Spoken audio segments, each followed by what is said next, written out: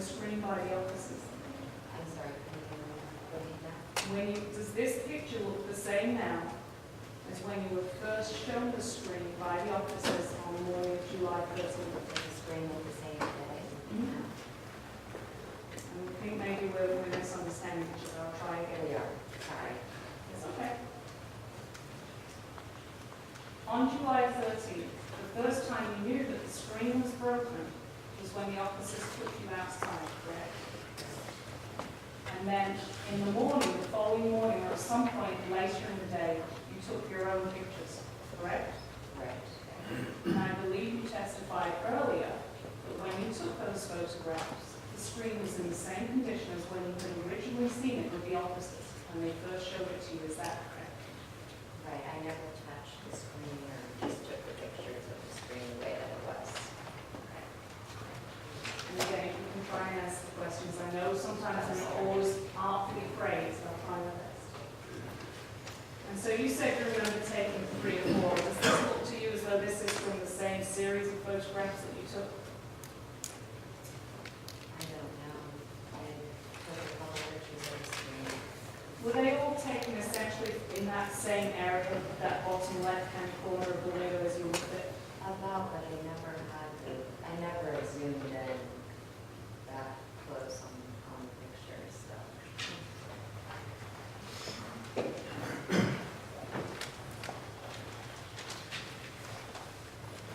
Let's just take a look again at people's number 10. Can you describe the side of the screen for me? It's What's happening along here? lifted up. It's lifted away from the window seal itself, and it looks cool. It's a little dark. And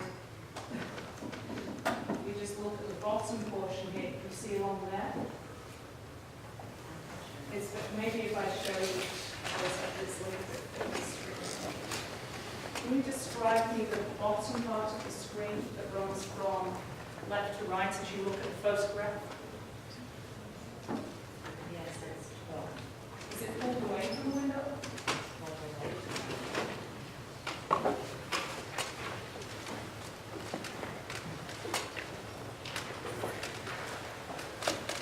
And that's how you remember it when the officers showed it to you on the night of July 13th.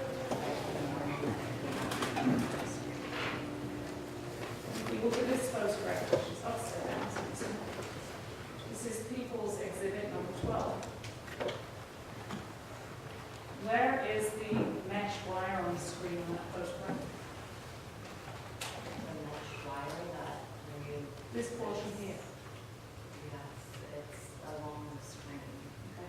Does it actually look like it's pushed over the lip of the screen? Of the sill, the metal sill of the window frame? That part could be, yeah, could be bubbled around the side there. So this actually looks like it's pushed in, doesn't it? Looks like it's bubbled out. Is that bubbled out? Is this portion here where I'm putting my finger, is that the metal sill around the frame of the screen? No. So you can see metal, screen, correct? Correct. And so doesn't it look as though that mesh wire is pushed behind the metal sill? Doesn't it be pushed out? Looks Well, why don't you take a closer look Yeah. without looking on the screen? Yeah, okay.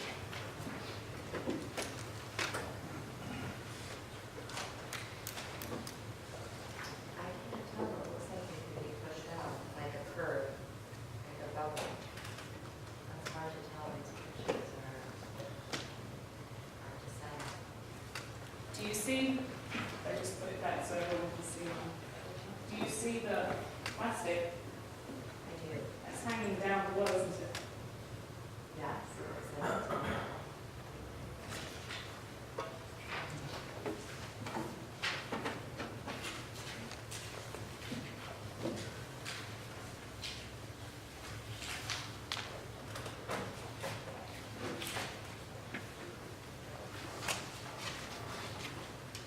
Doesn't the screen look different on People's 12 than it does on the other photographs?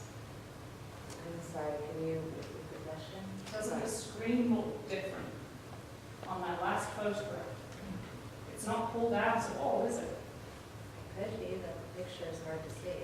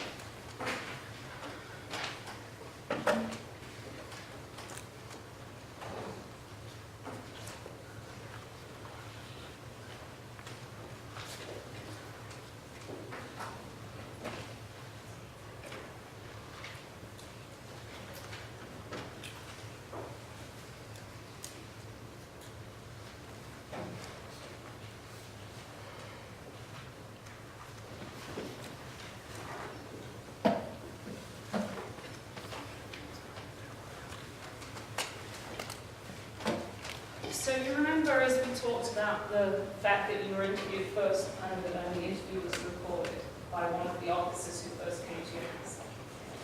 What did you tell that officer about your prior interactions with Mr. Carrillo? What was the question? It was a vague question, I'll be more specific. Did you tell the officer whether or not you had any, quote, issues with Mr. Carrillo? No. In fact, didn't you tell him you hadn't had any issues? No. You We didn't tell him? didn't have any issues, so yes, I told him, no, we did not have issues.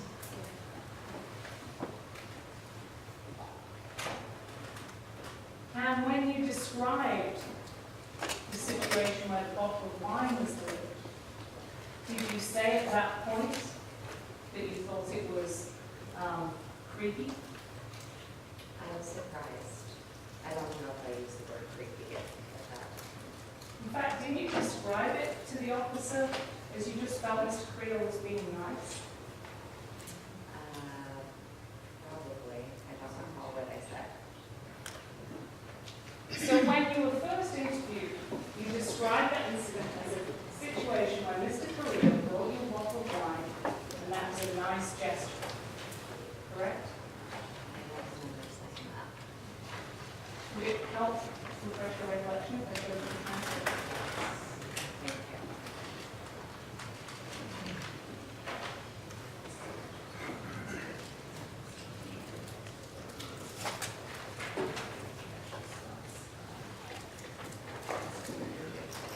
Excuse me, lying. I'm sorry, what? Lying.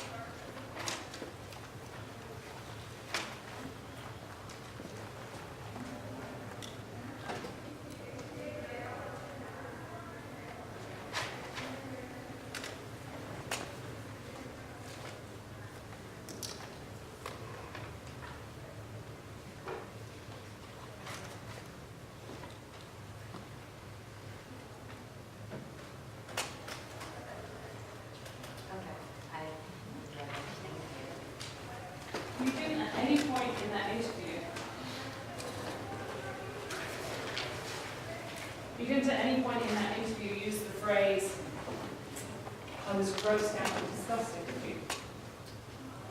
I didn't put interview the first. On the interview on July 13th, when you were first asked about this incident. Right. And yet, by the time we got to March 13th this year, and you were interviewed by Sergeant Anderson, now you describe that episode as something that made you feel grossed out and disgusted, didn't you? Well, I thought it was very weird, like I said in the first interview too, as well. At the time that you met Mr. Carrillo at the back door, at the screen door, at that point in time, you said to the officer, you didn't think anything of it. Is that correct? I said I thought that it was weird, and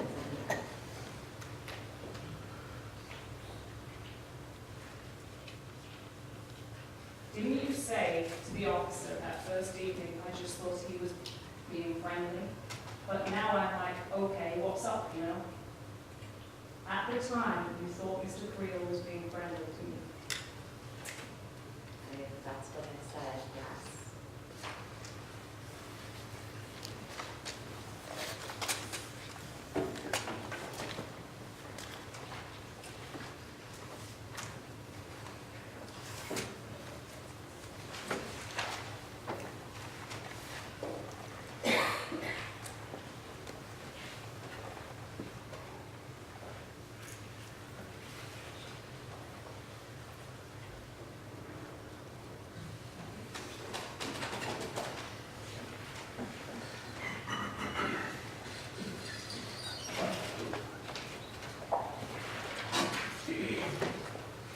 So, we were talking a few minutes ago about a conversation that took place between you and Mr. Carrillo after he knocked on the door on July 13th. After he said it to your neighbor, what did you say next? I asked what he wanted. And what was his reply? A drink.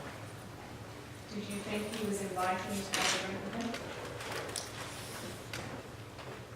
When I asked what he wanted and he said a drink, I was thrown off. Yeah. And so the last, I said I was thrown off. I was in shock that someone was at my house at that time. did you describe to the officers that what Mr. Carrillo said when he said a drink was as though it was a question? A drink? Right. So you were under the impression, weren't you, at that point in time, that he was asking, would you like to come for a drink? And he came to my door at 3 in the morning and I asked what he wanted and he said a drink. So he was asking a question.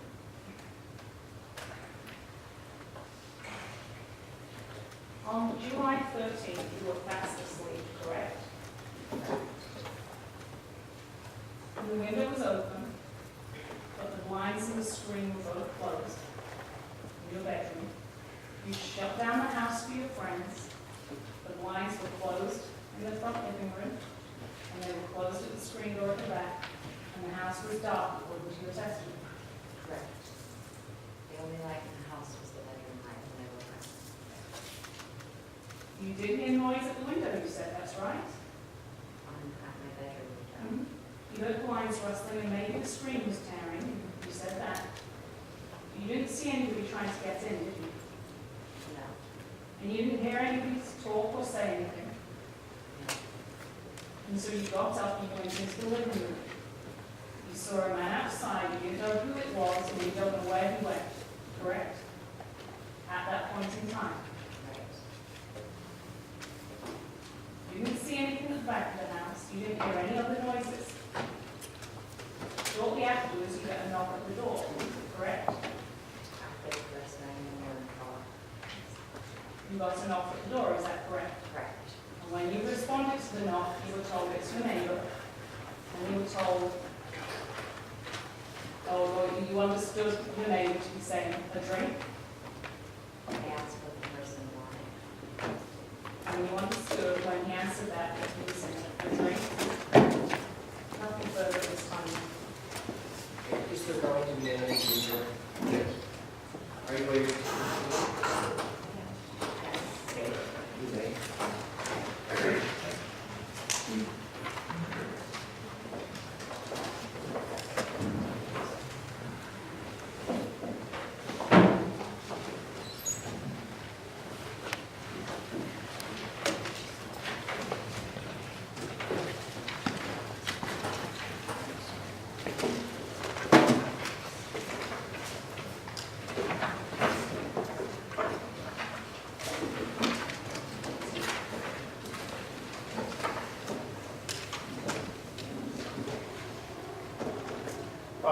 me start with at the time the defendant came over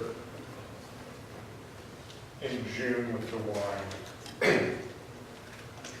You said that you heard him say hello when he was at your back door. Correct.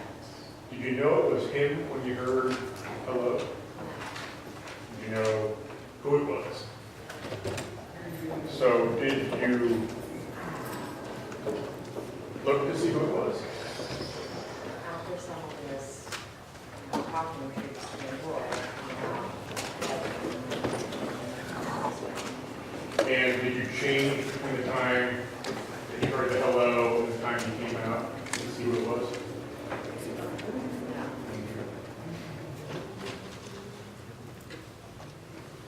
And Detective Becker interviewed you on July 13, 2013 about that incident at the back door, right? And you told him that the incident was uncomfortable. right, I thought it was weird that somebody was walking through my garage into my backyard.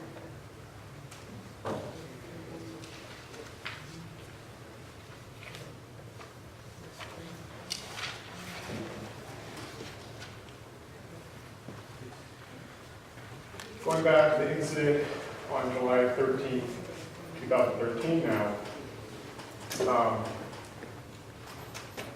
the first thing you heard was a tearing sound, is that right? And then you heard the blinds rustling, and defense asked you if you looked out your bedroom window at that point, did you? Why not?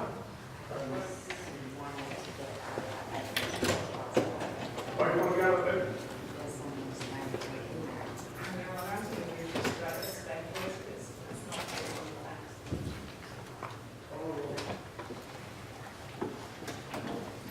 So you didn't actually look out that window to see who may or may not have been there, did you? No. So you don't know what the person at the window was doing, do you? No. So it's possible they could have been looking back in the window at you. Any objection, or anything? He's asking for Jacob to speculate. Sustains proof. You don't know whether or not somebody was looking in the window at you, do you? No.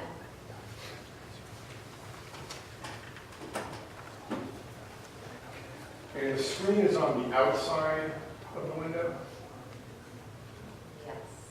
and then there's the sliding portion of the window, The box. and then the blinds behind that. Correct.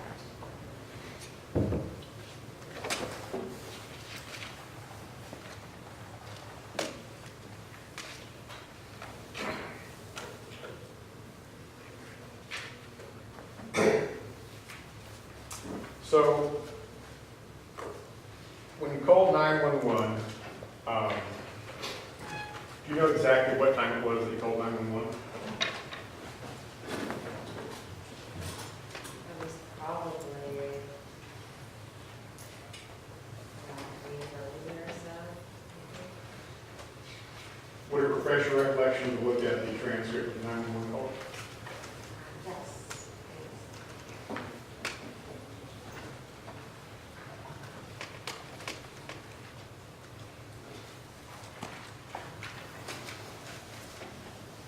After looking at that, do you have a better recollection of what time you called 911? Yes. Do you know when it was? It's at that 3:40. And then you called the second time, 911? That's after you heard the knock at the door. Do you know exactly what time that call was made? Would it refresh your recollection of the 911 transcript? Yes.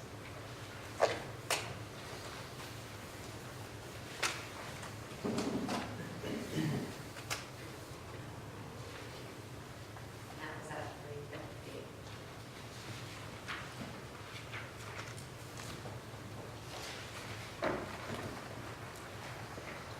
Does that sound plausible? There was about 10 minutes between when you first dialed 911 and when you dialed 911 the second time.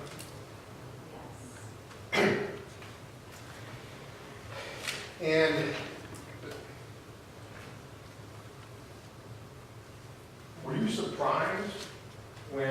saw Mr. Carrillo there with the police officers that night? My heart sank into my stomach, and I felt sick and upset. Well, Aaron. check, I'm going to get these answers are, Just, there you go. Would you have been as surprised to see him if you had heard him state his name when he knocked on your door? I'm sorry, can you repeat the question? Did he say his name when he knocked on your door that night? If he had said his name, would it have surprised you to see him there with the police officers? I'm going to go get I think they would have ordered this, Your Honor, with the name, whether it's said or not.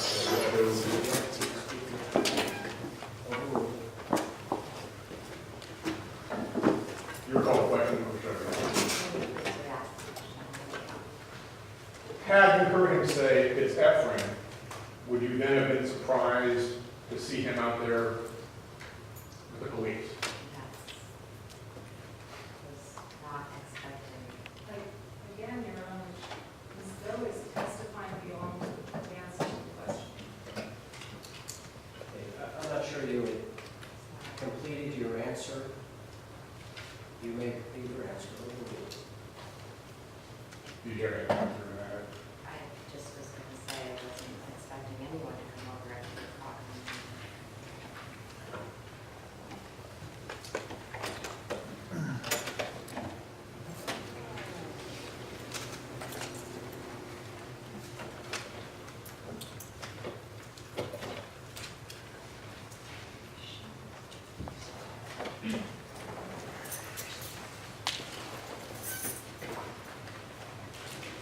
No question. Anything based on that? Anything to Just a couple of follow-ups, Your Honor.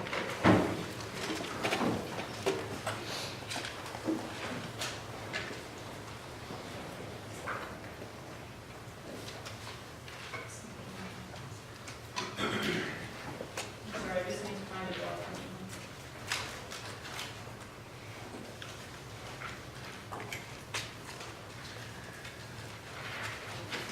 So, Mr. Carrillo came to the door and handed you the bottle of wine. Did you ask him to not come back that way again? No, I didn't. Okay, and what about the garage door? Did you go lock the garage door?